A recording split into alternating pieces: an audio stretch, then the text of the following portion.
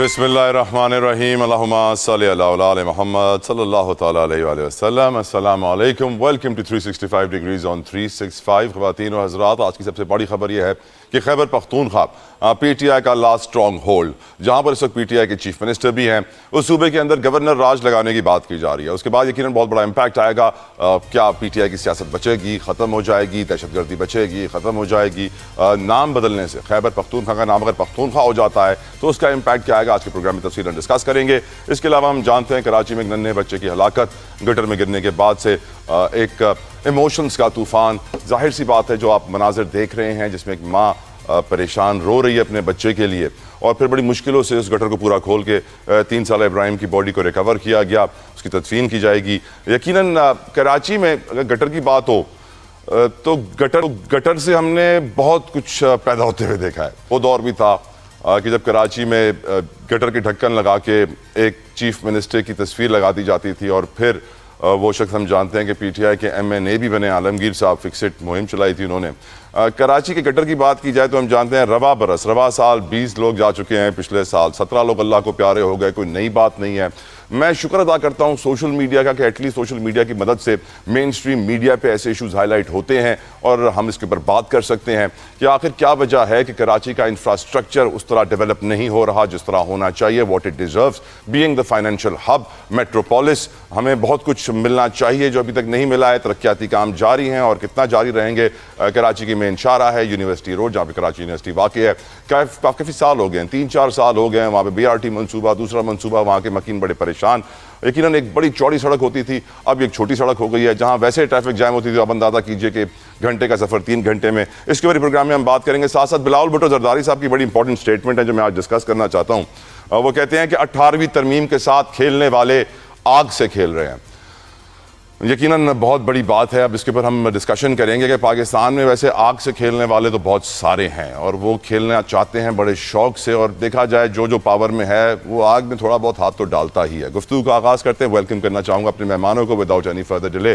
मंदोखेल साहब किसी तारुफ के मोहताज नहीं है, सीनियर कानूनदान, पीपल्स पार्टी के सीनियर रहनुमा। बहुत बहुत शुक्रिया मंदोखेल साहब, अस्सलाम वालेकुम, आपके वक्त के लिए बेहद मशकूर हूँ।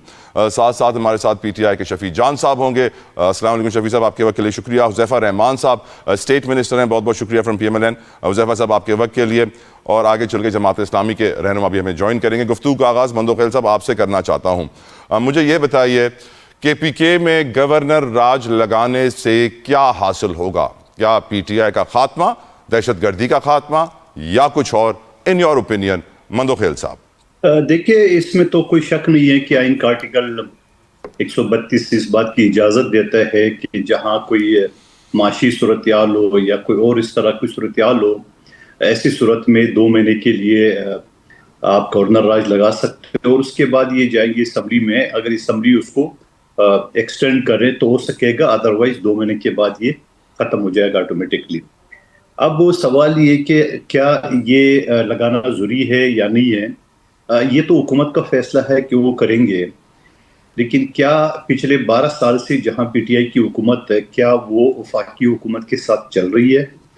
क्या वो तालिबान के साथ जो उनके मरासम है वो सबके पर आवेजा नहीं है? क्या जो गंडापुर साहब जिसका हल्का DA खान था वो वहां पे जा सकते थे, और मौजूदा सुहेल अफरीदी साहब जिसका ताल्लुक 13 से है, क्या वो 13 जा सकते हैं? और तो मैं ये सवाल ये उठा रहा हूँ कि ये जो सूरत हाल रही है, तो ऐसी सूरत हाल में मैं नहीं समझता हूँ कि ये मजदूर फिर जाके जो वो बार बार वफाकी हुकूमत के ऊपर यलगा करके और मासूम पश्तूनों को बेयार और मददगार छोड़ के और खुद भाग जाते हैं, तो ऐसी सूरत हाल में आप कब तक चलाएंगे? क्या PTI के लिए मैं ये कह सकता हूँ मंदोखेल साहब, this will be the last nail in the coffin? उनकी सियासत खत्म हो जाएगी? उनकी सियासत तो सिर्फ सूबाई मशीनरी के ऊपर जिंदा है, वरना यही PTI तो 12 करोड़ सूबे पंजाब में भी है, वहां 12 आदमी आपको निकलते हुए देखे। यही PTI तो सिंध में भी है। अभी पिछले हफ्ते जो एहतजाज की है इनके सूबाई सदर अली मादिर शेख साहब ने, आप जरा वो अपने वीडियो में देख लें कि वो आदमी 25 आदमी पूरे हैं या नहीं है, जबकि यहाँ 47 सूबाई सीटें और 22 कौमी असम्बली के अगर इनके उम्मीदवारान भी हो जाते हैं तो ये कम 70 बन जाते हैं। वहां आपको 20-25 में ज्यादा बोल रहा हूँ, आप वीडियो खुद देख लें। क्योंकि सूबे के अंदर बड़ी तब्दीलियों की बातें हो रही है कि CM शिप चली जाए, गवर्नर राज का कानून आ जाए, नाम भी तब्दील हो जाए। आप समझते हैं इतनी सारी तब्दीलियों से सियासी इस्तेहकाम बढ़ेगा, मुआशी इस्तेहकाम सूबे के अंदर बढ़ेगा, स्पेशली दहशतगर्दी खत्म होगी? Are you confident sir? जी बिल्कुल। मैंने आपको मिसाल भी दे दी है कि 12 करोड़ सूबे पंजाब में 12 आदमी उनकी निकले, उन्हें एहतजाज की, जबकि कुछ 100 के लगभग तो एमपीए बैठे हुए, बल्कि ज्यादा। इसी तरह सिंध में इनके एमपीए बैठे हुए हैं 6 करोड़ आबादी में। यहाँ इनका क्या हाल है, बलूचिस्तान में क्या हाल है। तो मैं ये समझ रहा हूँ कि ये जो सरकारी मशीनरी है, सरकारी मुलाजमीन को इस्तेमाल करके ये एहतजाज करे। वरना तो सिंपल सा सवाल है कि पुख्तनख्वा की आबादी 4-4.5 करोड़ है, पंजाब की 12 करोड़ से ऊपर है, तो आप बताओ कि वहां क्यों लोग नहीं निकल रहे हैं? क्या वहां के लोग मुतमईन है? क्या सिंध के पीटीआई के वर्कर मुतमईन है? मंदो खेल साहब, जो नाम बदलने की बात हो रही है सूबे के, एमएल वली खान साहब भी ये मुतालबा बहुत करते रहे बार बार, आपकी नजर में ये है इंपॉर्टेंट मुतालबा, होना चाहिए, नाम बदलना चाहिए या नहीं सर? देखिए, बैसियत पश्तून में तो खुद आसिफ अली जरदारी साहब का शुक्रगुजार हूँ, इससे हट के कि मेरे पार्टी के वो सरबराह है। लेकिन मैं ये कहूँगा, पाकिस्तान की 64 साल तारीख में शुमाल मगरबी सरहदी सूबा नाम था। ये कोई नाम होता है? जहाँ सिंध है, जहाँ बलूचिस्तान है, जहाँ पंजाब है, वहाँ शुमाल मगरबी सरहदी सूबा क्यों है? और इसके बाद जाके मुस्लिम लीग नून ने टांग अड़ा दी उसमें कि नहीं जी, पुख्तनख्वा नाम नहीं होना चाहिए, खैबर पुख्तनख्वा। अब खैबर तो एक जिला है जहां वज़ीर आला का एहलका है, वो खैबर जिले का नाम है। उस जिले का नाम लगा के तो मैं ये समझ रहा हूँ कि एमपी का जो मुतालबा है वो दुरुस्त मुतालबा है कि आप जिले को और सूबे का नाम कैसे जोड़ सकते हैं। खाली पुख्तनख्वा नाम रखने में किसी को क्या तकलीफ हो रही है, मुझे नहीं समझ में आ रही। I will come to you मंदो खेल साहब, मैं आपके पास आऊंगा।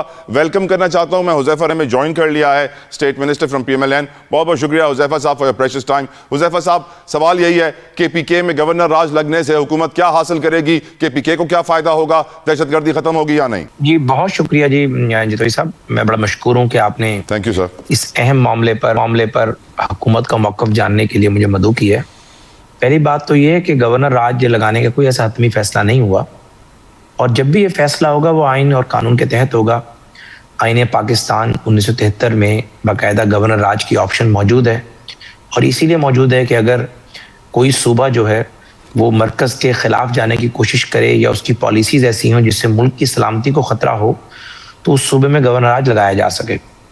और वज़ीर आला खैबर पख्तूनख्वा को मैंने तो 2 महीने पहले भी मशवरा दिया था कि अगर वो रेड लाइन क्रॉस करेंगे तो फिर गवर्नर राज लगाने के अलावा कोई ऑप्शन इसलिए नहीं होगा कि ज़ाहिर है जो वहाँ पर असम्बली में तादाद है वो उनकी बहुत ज़्यादा है, अदम एतमाद हम ला नहीं सकते, और ज़ाहिर है हाथ पर हाथ धरकर हम बैठ नहीं सकते कि ज़ाहिर है हम हाथ पे हाथ धरकर बैठ जाएं और मरकज़ी हुकूमत जो है बिल्कुल इररेलेवेंट हो जाए एक अहम तरीन सूबे के हवाले से, वहाँ पर ऑपरेशन के हवाले से। इसलिए एक ऑप्शन तो हर वक्त मौजूद रहती है गवर्नर राज की, लेकिन अगर आप कहें कि हतमी कोई फैसला हुआ, ऐसा बिल्कुल। Pros and cons, I'll reshape my question. Pros and cons of governor राज क्या है हुज़ैफा साहब?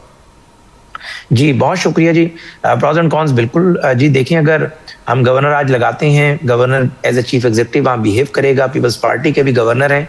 अगर इसकी तब्दीली हुई तो पीपल्स पार्टी से मुशावरत के बगैर हो नहीं सकती, और जाहिर है ये तो ऐसी तैनाती है जिसको प्राइम मिनिस्टर समरी भेजेंगे और प्रेसिडेंट ने फिर इसको अप्रूव करना है, वरना 14 दिन है फिर दोबारा जाएगी समरी। तो इसलिए जाहिर है अगर इस तरह का इकदाम हम करेंगे तो पीपल्स पार्टी के साथ कन्फ्रंटेशन मोल लेने वाली बात होगी। अगर गवर्नर तब्दील होंगे तो पीपल्स पार्टी के साथ तफसीली मुशावरत के बाद होंगे। और आपने कहा प्रोज एंड कॉन्स क्या होंगे, देखें लामहला सूबे में सियासी अदम इस्तेहकाम बढ़ सकता है। एक जमात जिसकी हुकूमत है उसके पास 2/3 मेजोरिटी है सूबे में असम्बली के अंदर, सूबाई असम्बली में, तो जाहिर है वो एजुटेशन बढ़ाएगी। और जो इसका अगर आप कहें कि हमें बेनिफिट क्या होगा, जाहिर है जो चीज़ें हमने अचीव करनी है ख़ास तौर पर वहाँ पर ऑपरेशन के हवाले से, सूबे को बेहतर करने के हवाले से, तो ज़ाहिर है ये फ़ायदा हम हासिल कर सकते हैं। लेकिन मैं अभी नहीं समझता कि कोई फेडरल गवर्नमेंट में गवर्नर राज जो है वो ऑन कार्ड है या वो टेबल पे डिस्कशन में मौजूद है। लेकिन ज़ाहिर एक ऑप्शन ज़रूर है कि अगर वज़ीर आला केपी के हमें दीवार से लगाते हैं या दोबारा 26 नवंबर रिपीट करने की कोशिश करते हैं, तो फिर ये नहीं हो सकता कि इस्लामाबाद के लोगों को जो है वो केपी के वजीर आला के रहमो करम पर छोड़ दिया जाए और यहाँ खून रेजी वो आके करें। तो फिर बहालत मजबूरी जो है गवर्नर राज लगाया जा सकता है, लेकिन अभी तक ऐसा कोई ऑप्शन ज़ेरे गौर नहीं है। वज़ीर आज़म साहब 4 दिन से जो है वो आपको पता है बहरीन के दौरे पर थे, 1 दिन के उनका कोई छोटा सा चेकअप था लंदन है, तो 4-5 दिन से तो कोई मुशावरत ही नहीं है ऐसी। वज़ीर आज़म साहब मुल्क में मौजूद होंगे, तमाम स्टेक होल्डर से मुशावरत के बाद इस तरह का फैसला किया जा सकता है। और सर, जो एक और बात की जा रही है कि खैबर पख्तूनख्वा के नाम से खैबर हटाने का फैसला किया गया है, वो भी 28वीं तरमीम का हिस्सा होगा। और अभी हमारे साथ कादर खान मंदोखेल साहब ने बात कही कि पहले भी हमने देखा था कि नून लीग पख्तूनख्वा के साथ खैबर का वर्ड ऐड करना चाहती थी और कर दिया, और आज एमएल वली खान कहते हैं कि मेक इट पख्तूनख्वा। आपकी नज़र में नाम चेंज करना कितना ज़रूरी है? नून लीग ने पहले खैबर क्यों ऐड करवाया था? जी बहुत शुक्रिया जी, मुझे इस बात का चूंकि इल्म नहीं है, और ज़ाहिर है 15 साल हो गए हैं उस वक्त के क्या हालात व वाक़यात थे, और ज़ाहिर है अगर हमारे भाई हैं पीपल्स पार्टी के सीनियर रहनुमा अगर वे फरमा रहे हैं तो उनकी बात मुस्तनद होगी, लेकिन मुझे इसका इल्म नहीं है। लेकिन ये ज़रूर है कि इस वक्त KPK की जो सबसे बड़ी स्टेक होल्डर है वो ज़ाहिर है अपोजिशन साइड पे आप देखें तो मौलाना फजल रहमान साहब की जमात है, ANP है, और पीपल्स पार्टी भी हमारी ज़ाहिर इत्तेहादी है, वो भी है, और हम खुद हैं। तो ज़ाहिर है अगर वहाँ के स्टेक होल्डर ये समझते हैं कि खैबर का नाम निकाल दिया जाए, सिर्फ पख्तूनख्वा रखा जाए, तो मेरे ख्याल से कोई इसमें मुज़ाहका नहीं है। और अगर तमाम स्टेक होल्डर्स या जिनके वोटों से आईनी तरमीम मुमकिन होनी है, अगर वो कहेंगे तो हम इस पर कोई एतराज़ नहीं करेंगे जी। बिल्कुल ठीक, बिल्कुल ठीक। गुफ्तगू को आगे बढ़ाएंगे। हमारे PTI के साथी भी हमारे साथ मौजूद हैं, शफी को मैं सलाम करूंगा। बहुत शुक्रिया शफी साहब आपके वक्त के लिए, जज़ाकल्लाह खैर। शफी साहब, गवर्नर रांच से KPK में क्या हासिल होगा? प्रोज एंड कॉन्स आपकी नज़र में?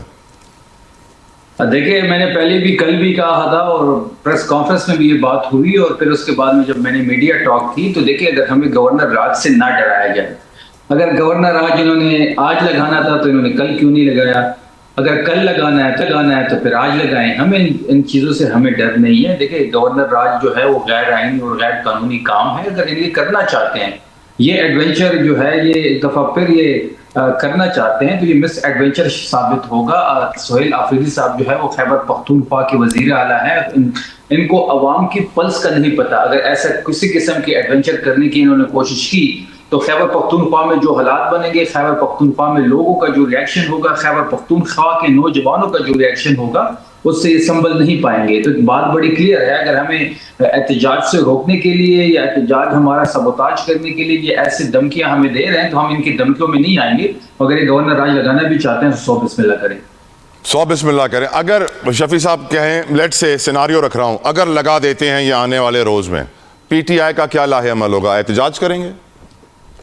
देखिए, कल तो तमाम पार्लियामेंटेरियंस सोहेल अफरीदी साहब की क़ियादत में जाएंगे पहले हाई कोर्ट 11 बजे दिन के, और हम हाई कोर्ट से रिक्वेस्ट करेंगे कि इस वक्त कायद इमरान खान जो पाकिस्तान के सबसे पॉपुलर लीडर है, पाकिस्तान तहरीक इंसाफ के चेयरमैन हैं, वो पाकिस्तान तहरीक इंसाफ पाकिस्तान की सबसे लार्जेस्ट पार्टी है, तो हमारे चेयरमैन के, हमारे कायद के, पाकिस्तान के मकबूल तरीन लीडर इमरान खान के केसेस को सुना जाए। आपने पिछले दिनों भी देखा होगा कि 27 नवंबर को तारीख थी, बगैर सुने उसको 20 दिसंबर तक उसको पुश कर दिया गया। तो ये जो उनके केसेस नहीं सुने जा रहे, अल-कादर का ट्रस्ट केस जो है वो नहीं लगाया जा रहा, बुशरा बीबी के केसेस नहीं सुने जा रहे, तो हम अदालत से रिक्वेस्ट करेंगे कि इमरान खान साहब के केसेस को सुना जाए। उसके बाद हम उनकी फैमिली के साथ, क्योंकि ट्यूसडे का दिन जो होता है वो कायद इमरान खान साहब का फैमिली से मिलने का दिन होता है, और उसके बाद हम उनके हमरा अडयाला जाएंगे, अडयाला में उनके साथ इज़हार यकजहती करेंगे। अगर हमारी मुलाकात कल नहीं होती तो ये 4 नवंबर को आखिरी मुलाकात इमरान खान साहब की हुई थी अपनी बहनों से, तो ये ऑलमोस्ट 1 महीना हो गया है। 16 अक्टूबर के उनके वकला मिले थे, उसके बाद उनके वकला नहीं मिले, और 4 नवंबर के बाद कोई राब्ता नहीं है इमरान खान साहब से। हमें उनकी सेहत के बारे में बड़े सीरियस कंसर्न है। जब last time CM Sohail Afridi साहब अडयाला पे एक अलामती धरना दे रहे थे, तो तब भी ये बात हम उनको कर रहे थे कि किसी एक बंदे को मतलब 7 लोगों की लिस्ट थी, उसमें से किसी एक बंदे को अगर वो भी आपको नहीं पसंद या कोई डर है सोहेल अफरीदी साहब से, उनको नहीं मिलने दिया जा रहा, तो आप पार्टी के किसी रहनुमा को खान साहब से मिलाएं, फैमिली के किसी मेंबर को खान साहब से 2 मिनट के लिए मिला लें, ताकि उनकी सेहत के बारे में जो हमारे कंसर्न है तो हम उनकी खैरियत दरियाफ्त कर सके। लेकिन ऐसा नहीं हो सका, हुकूमत अपनी हटदर्मी पे कायम थी। कल अगर बहनों की मुलाकात नहीं होती तो अडयाला के सामने धरना भी होगा, जलसा भी होगा, जुलूस भी होगा, मुजम्मत भी होगी। कराची दुनिया के कई मुल्कों से बड़ा शहर, 3 करोड़ की आबादी, financial hub, metropolis, port city, क्या कुछ नहीं कहते, फिर भी हाल देखिए। इस साल 20 लोग गटर में गिर के मरे हैं, पिछले साल 17 लोग मरे थे।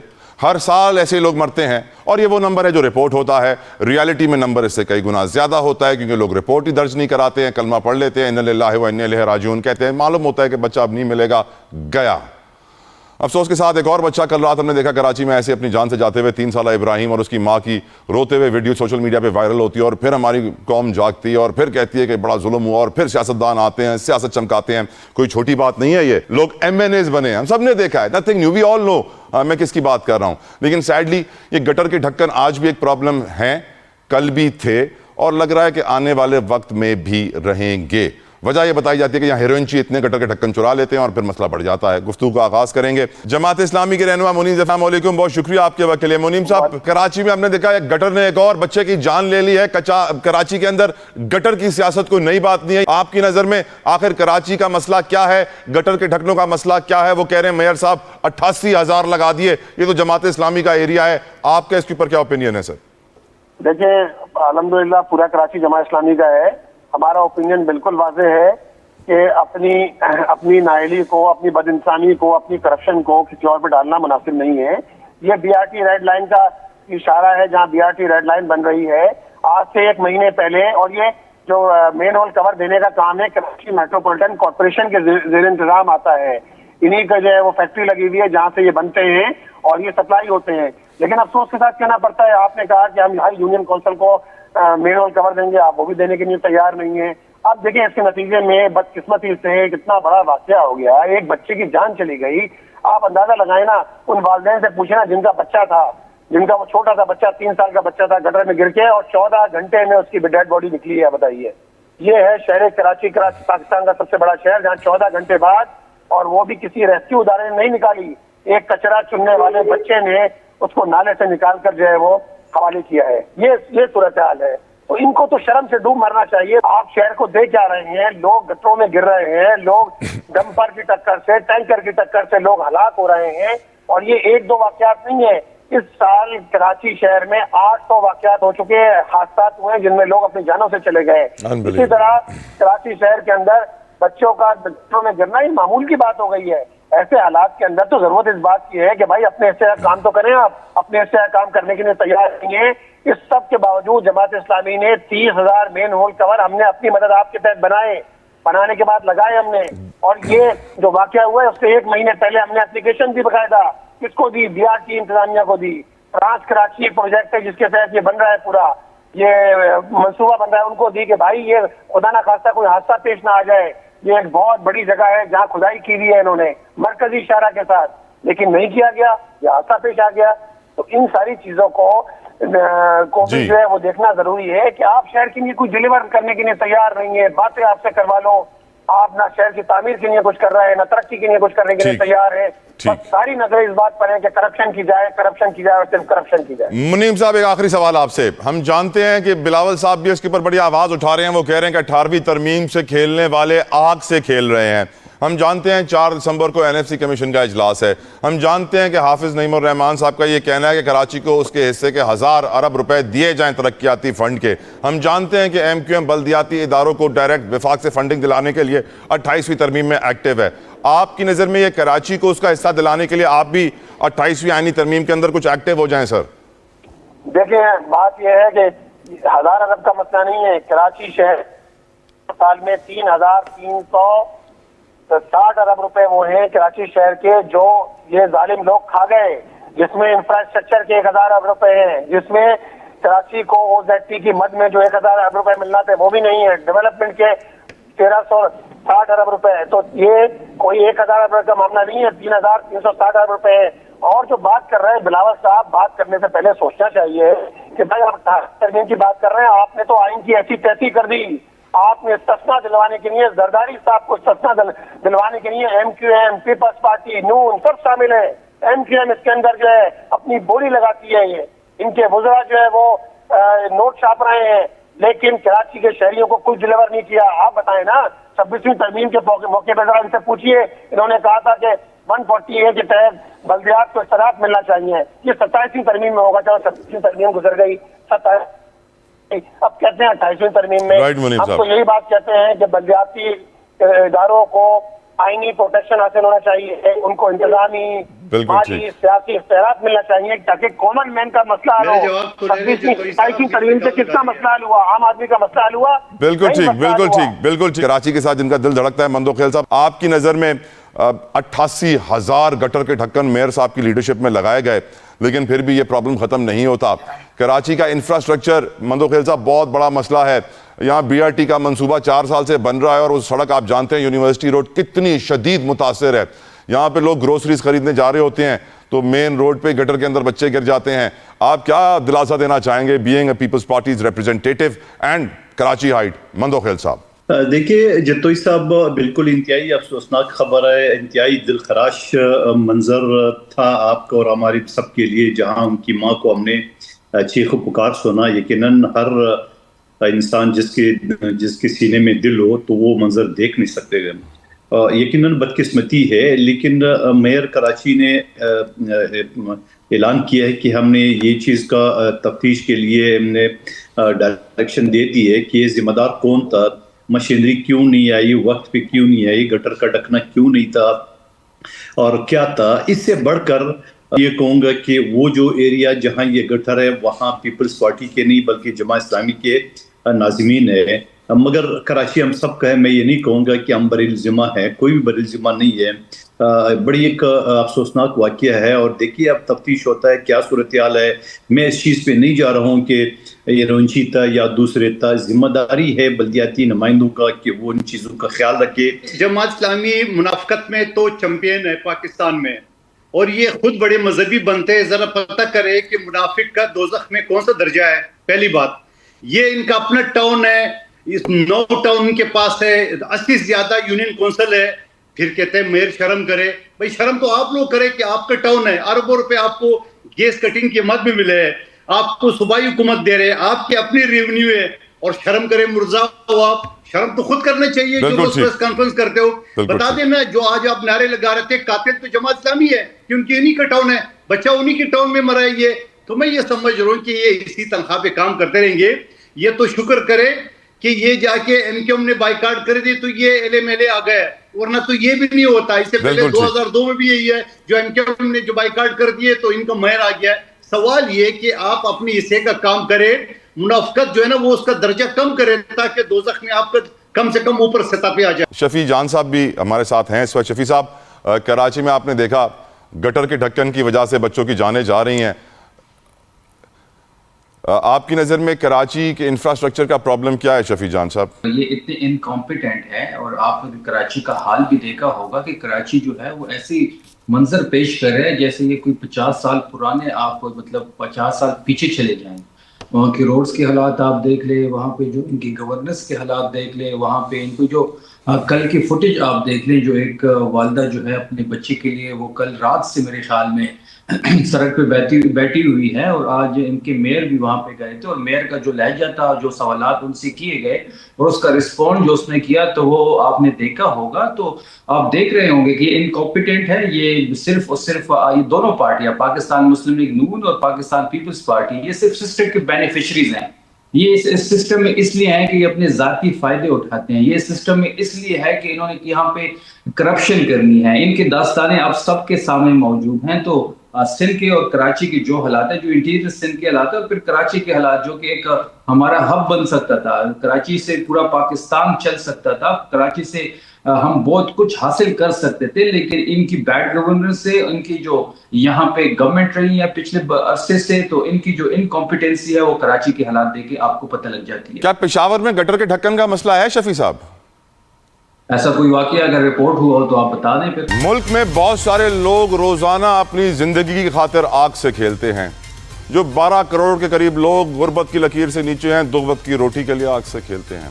जो 2 करोड़ 63 लाख बच्चे स्कूल से बाहर हैं वो आग से खेलते हैं। जो 5 लाख बच्चे हर साल ज्यादती का शिकार होते हैं वो आग से खेलते हैं। जो 21 साल तारीख की बुलंद तरीन बेरोजगारी है, वो बेरोजगार नौजवान रोजगार के लिए रोज आग से खेलते हैं।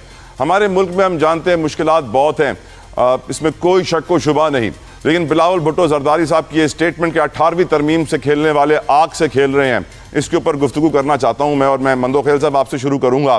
हम जानते हैं 4 दिसंबर को एनएफसी कमीशन का इजलास है, आज 1 दिसंबर है, और इसी के अंदर बातें ये की जा रही हैं कि सूबों से कुछ फंड्स वफाक को दिए जाएंगे। बिलावल साहब अपनी ट्वीट में इशारा दे चुके थे, प्लानिंग, पॉपुलेशन, एजुकेशन, हेल्थ के कुछ शोबे हैं जो फेडरल को दिए जाने हैं, जिससे उनके पास फंडिंग भी ट्रांसफ़र हो जाएगी। आपकी नज़र में क्या इस ट्रांसफ़र को पीपल्स पार्टी अपने दबाव से रोक पाएगी? मंदो खेल साहब। देखिए, एक जुमला जो पिछले सेगमेंट में आपने जाते जाते कर लिया है कि पंजाब में, लाहौर में तो रोड जल्दी बन जाते हैं, कराची में क्यों नहीं बनते? तो भाई वहां तो फिर वफाकी हुकूमत मेहरबान है, वहां मेहरबान है, पैसों की कोई कमी नहीं है वहां पे। ठीक है, ठीक है, मेहरबान है। यहाँ कराची के 4 मंसूला पिछले 25 साल से इल्तवा का शिकार है। इस साल भी वापडा ने 40 अरब मांगे, वफाकी हुकूमत ने सिर्फ 3 अरब दिए जो तनख्वाह में चले जाएंगे। तो ये जरूरत है। बाकी जो आपने बात की, बिल्कुल बिलावल भुट्टो साहब ने जो बात की है, वो यूँ समझ लो कि पत्थर पे लकीर है कि पिछली मरतबा जब एनएफसी अवार्ड डिसाइड हुआ था तो उसमें साथ साथ ये भी डिसाइड हुआ कि इसमें जो है ना ज्यादती होगी, कमी नहीं होगी। अलबत्ता ये बात मेरी जाती राय है, मेरे पार्टी का मौकफ हो तो मुतफ़क़ा तौर पे जो भी आएगा, मेरा ये जाती मौकफ ये कि एनएफसी अवार्ड में तो कोई कटौती नहीं हो सकती, पीपल्स पार्टी नहीं मानेगी। मगर अगर वफाक में जहां अफगानिस्तान का जंग सूरत-ए-हाल है या हिंदुस्तान के साथ है या मजीद फौजी अखराजात उसके लिए है, तो वो सुबह से एनएफसी अवार्ड के बगैर भी पैसे मांग सकते हैं कि बाबा आप इतना दे दे, आप इतना दे दे। तो जरूरी है कि आप एनएफसी अवार्ड के ऊपर कट लगाना है, जो बड़ी मुश्किल से पाकिस्तान की तारीख में मुतफ़क़ा तौर पे हुआ। और मैं मानता हूँ पंजाब ने कुर्बानी दी है, मैं मानता हूँ पंजाब ने बड़े भाई का किरदार अदा किए एनएफसी अवार्ड में। तो क्या वो उस चीज को खत्म करके दोबारा वो नफरतें शुरू नहीं हो जाएंगी?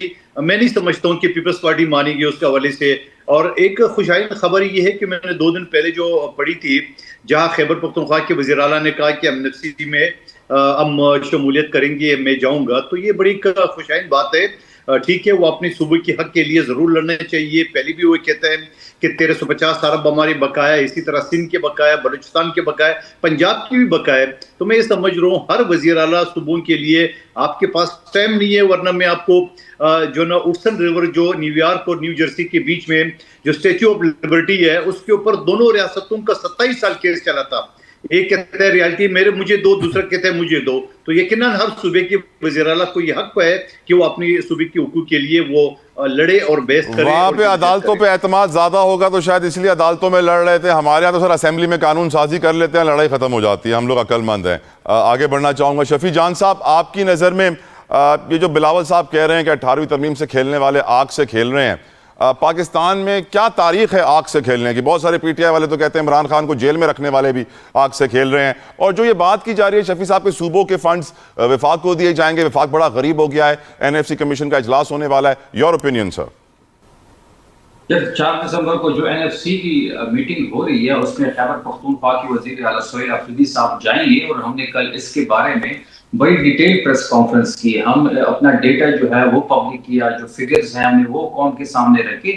इस वक्त जो ज्यादती खैबर पख्तूनख्वा के साथ हो रही है एनएफसी अवार्ड में, एनएफसी के जो पेमेंट्स में, वो सबसे ज्यादा इफेक्ट खैबर पख्तूनख्वा हो रहा है। इन्होंने फाटा को जम तो कर लिया एडमिनिस्ट्रेटिवली, लेकिन फाइनेंशियली जम नहीं हुआ। हमारे 1300 अरब रुपए एक रहते हैं एनएफसी में, इस तरह हमारे एनएचपी में 2200 अरब रुपए रहते हैं। इसी तरह इन्होंने जो दहशतगर्दी की यहाँ जो हमारी पुलिस कैपेसिटी है, इंफ्रास्ट्रक्चर की जो हमें 1% दे रहे हैं और पुलिस कैपेसिटी के लिए हमें कुछ नहीं दिया।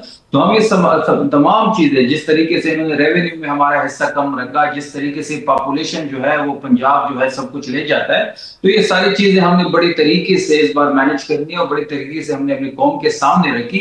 और 4 दिसंबर को जो एनएफसी का इजलास हो रहा है उसमें भरपूर मुकदमा लड़ा जाएगा खैबर पख्तूनख्वा का, खैबर पख्तूनख्वा के हुकूक का और खैबर पख्तूनख्वा के वाजिबात का। हम बड़ी क्लियर है इस बारे में और इंशाअल्लाह 4 दिसंबर को सोहेल अफरीदी साहब एनएफसी के अवार्ड के इजलास में शिरकत करेंगे और वहां पे अपना मुकदमा रखेंगे। और जो बिलावल साहब कह रहे हैं आग से नहीं खेलने देंगे, आपको लगता है बिलावल साहब स्ट्रॉन्ग स्टैंड लेंगे और गवर्नमेंट को बैकफुट पे जाने पर मजबूर कर देंगे? शफी साहब, देखिए, जहां तक बिलावल साहब की ट्वीट की बात है या उन्होंने खिताब में कहा है कि ये आग से खेल रहे हैं लाड़काना में। उन्होंने 27 अमेंडमेंट से पहले भी एक ट्वीट किया था जिसमें उन्होंने अपने लिए एक फेस सेविंग ढूंढी थी कि ये चीजें हो रही थी और ये चीजें हमने रुकवा दी है।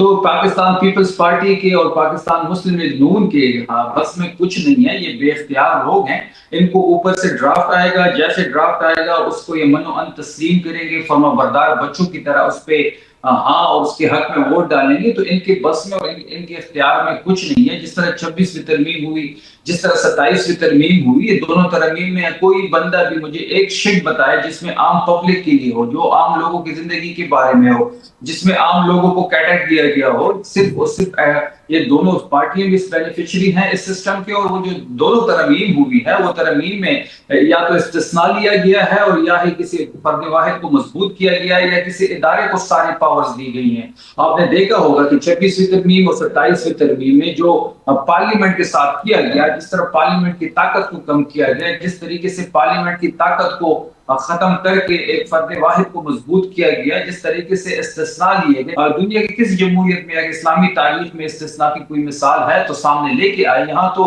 हजरत उमर फारूक जो खलीफा दोइम थे, उनसे जब दो चादरों का सवाल किया जा सकता है कि हम ये चाहते हैं कि इस्तिस्ना किसी को भी हासिल ना हो, तो प्राइम मिनिस्टर भी इस्तिस्ना लेने के चक्कर में थे। लेकिन वो तो इमरान खान साहब का खौफ इतना है, इनको डर इमरान खान साहब का इतना है, अगर वो इस्तिस्ना ले लेते तो इमरान खान साहब को भी इस्तिस्ना मिलता, वो बाहर आते तो इनकी तरमीम, इनका ये निजाम धर्म बरम होता।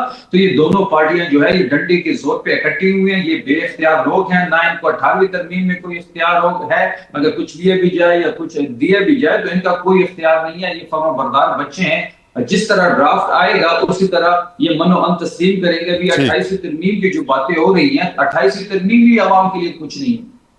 मंदोखेल साहब, बहुत सारे लोग ये बात करते हैं कि बिलावल साहब अपनी पोजीशन टेबल पे स्ट्रांग रखने के लिए पहले बैड कॉप खेलते हैं, फिर गुड कॉप खेलते हैं, और वो ऐसी स्टेटमेंट्स देते हैं जैसे उन्होंने लाड़काना में दी कि आग से खेल रहे हैं, 18वीं तरमीम से खेलने वाले।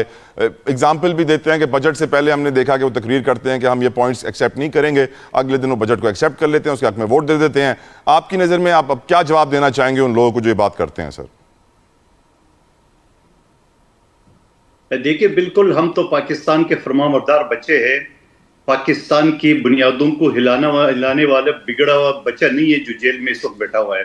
यकीनन पाकिस्तान की खातिर, पाकिस्तान के मुफाद में जो काम होगा और हम वो करेंगे। देखिए, बिलावल भुट्टो साहब जो बात कर रहा है 26वीं तरमीम के हवाले से, और वो पीटीआई ने पूरे तरह से गौहर खान साहब का और रूफ हसन साहब का बयान रिकॉर्ड पे मौजूद है जो उन्होंने उसको ऑन किया था, मगर बाद में जाके इनकार कर दिए। तो ये तो इनका अपना है। मैं ये कहूँगा कि आइए, पीटीआई को मैं दोबारा कहूँगा, आइए, पीपल्स पार्टी आपको रास्ता दिखाएगी, पीपल्स पार्टी आपको दरिया पार कराएंगे। इसी तरह जाके आपके, मैं अब बताऊँ आपको, वज़ीर-ए-आला बदलने से क्या किया उन्होंने, क्या किया है, वो भी जाके कंप्रोमाइज़ हो गया। अब आगे जाके जितने दिन वो गुजार सके, महीने गुजार सके, वो गुजारेंगे। इनकी एमएनए एमपीए सारे जो है ना वो प्रिविलेज जो है ना वो इंजॉय कर रहे हैं। क्या किया है? इनकी वकीलों की बात करो, सारा दिन वो टॉक शो में बैठे हुए हैं। बाबा, कानून ये इंसदाद दहशतगर्दी के एक हफ्ते में केस डिसाइड होगा, ये कानून है 1997 का दहशतगर्दी का कानून का। क्या इनके वकीला जो है ना टॉक शो तो कर रहे हैं, मगर अदालतों में कहाँ है? खान साहब 2 साल से ज्यादा जेलों में बैठे हुए, क्यों ये हाई कोर्ट सुप्रीम कोर्ट में पिटीशन नहीं फाइल कर रहे कि बाबा कानून एक हफ्ते के अंदर है, 2 साल से खान क्यों बैठा हुआ है? सवाल ये कि ऐसी तनख्वाह पे काम करेंगे, इसी तरीके से टॉक शो में आते रहेंगे, इसी तरीके से एहतजाज करेंगे। अब देख रहे स्टैंडिंग कमेटी ने बाइकाट कर दिया है, इस्तीफे दे दिया है। अब असम्बली में है क्या जतोई साहब? असम्बली में तो कागज पढ़ना, तकरीर करना, और उसके अलावा तो कुछ नहीं है ना। असल काम तो स्टैंडिंग कमेटी में होता है, वहां से उन्होंने रिजाइन कर दिया है। तो मैं ये समझ रहा हूँ कि पीटीआई को दोबारा स्टैंडिंग कमेटी में वापस आने का के ऊपर सोचना चाहिए। और मुझे ये भी खतरा है कि माजी की तरह जो पिछले जो ना वो 2-2.5 साल का उन्होंने तनख्वाह ले लिए इकट्ठे इस्तीफा देने के बावजूद, ऐसे राइट मंदोखेल साहब, राइट, जल्दी से शफी साहब जल्दी से ऐड कर दें। देखिए, जो जल्दी से मंदोखेल साहब रास्ता दिखाने की बात कर रहे हैं, रास्ता दिखाइए। मिस्टर 10% है, इनको रास्ता वही नजर आता है। इनको चोरी का रास्ता बड़े अच्छे तरीके से पता है, करप्शन का रास्ता बड़ी अच्छी तरीके से पता है। बिलावल भुट्टो को एक एफिडेविट, मुझे आगे बढ़ने दें, मुझे आगे बढ़ने दें, मुझे आगे बढ़ने दें, मुझे आगे बढ़ने दें, मैं मुझे आगे बढ़ने दें शफी भाई प्लीज। बिल्कुल बिल्कुल बिल्कुल, माहौल खुशगवार रहे। नहीं, वक्त खत्म हो चुका है। बहुत बहुत शुक्रिया कादर खान मंदोखेल साहब, शफी जान साहब, रहमान साहब, मुनीफ जफर साहब। प्रोग्राम के बारे में अपना फीडबैक सोशल मीडिया पर जरूर दीजिएगा। अपना ख्याल रखिएगा। I will see you tomorrow. Until then, अल्लाह हाफिज।